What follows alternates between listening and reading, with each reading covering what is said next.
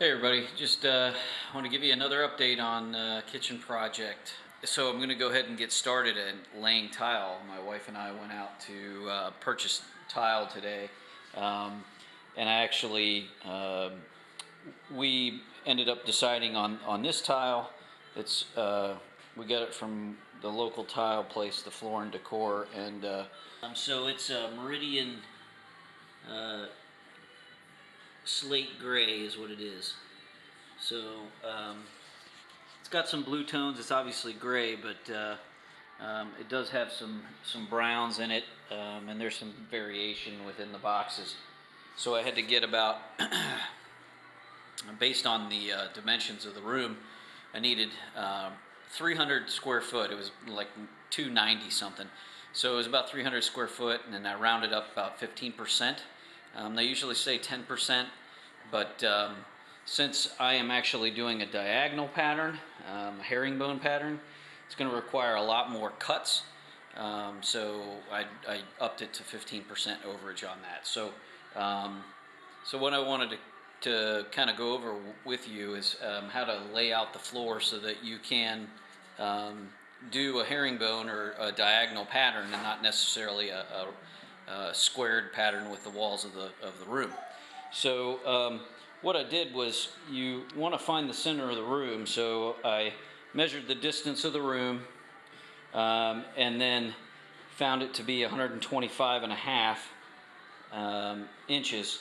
And so you measure on both ends 125 and a half here, and then 125 and a half there, and then you snap a chalk line. So snap the chalk line this way, and then you do the same for the width of the room. And it ended up being 160, so it was 80.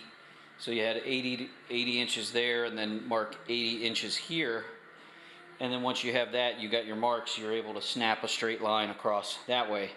So then you have your X pattern. If you were going to run your tile in a square pattern, squared with the wall, not diagonal to the wall, you would just use those snap lines. And you would work off these snapped lines and work in a quadrant, and work your way around, and then you kind of work your way around if you're going to do all day, if you were going to do it all in one day, or that's what you do. But for a diagonal pattern, you basically take your X, your center point of the room, and then you want to measure at least 2 foot. I did 2 foot. You can do 3 foot if you want your chalk lines to be a little bit further apart. But you measure 2 foot or 3 foot out, and then 3 foot out, or 2 foot out. I did 2 foot, and then 2 foot out that way, and 2 foot out that way, and make your marks.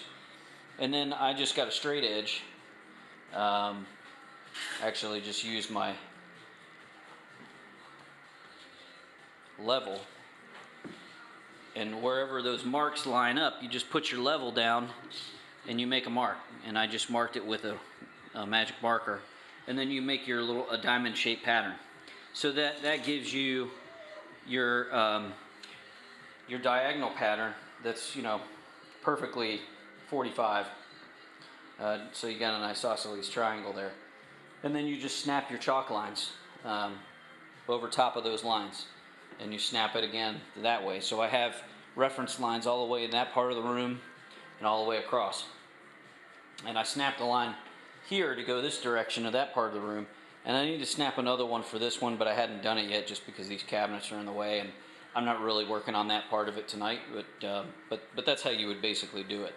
And if you wanted your lines to be further apart to give you more gap to be able to do different reference areas, you can make it 3 foot out, so that it would end up being a little bit further out. Your lines would be out here more, but this works just fine. It gives me a reference point to work off from.